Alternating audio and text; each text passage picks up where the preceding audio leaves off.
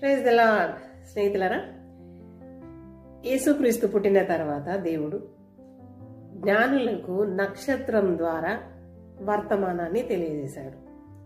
అదేవిధంగా గొల్లలకు దూత ద్వారా వర్తమానాన్ని తెలియజేశాడు.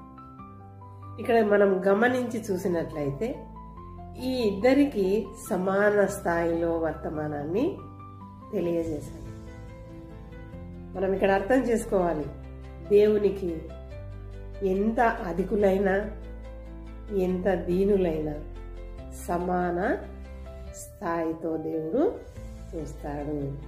ఆయన దృష్టిలో అందరూ సమానులే అనేది మనం నేర్చుకోవాలి.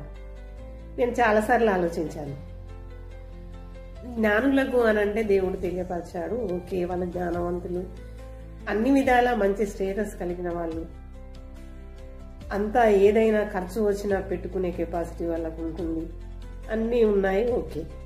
మరి గొల్లలకు పాపం వాళ్ళు పామరులు అని ఉంటుంది వాక్యంలో కదా, వాళ్ళు ఏం చేయలేరు, మరి వాళ్ళకెందుకు అసలు వర్తమానాన్ని తెలియపరచడం జరిగింది అని ఆలోచించాను.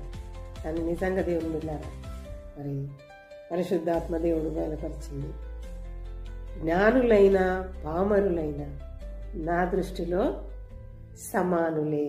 నిజమే దేవుడు మిల్లారా, దేవుడు ప్రేమ స్వరూపి, ఆయనకు అందరూ సమానులే.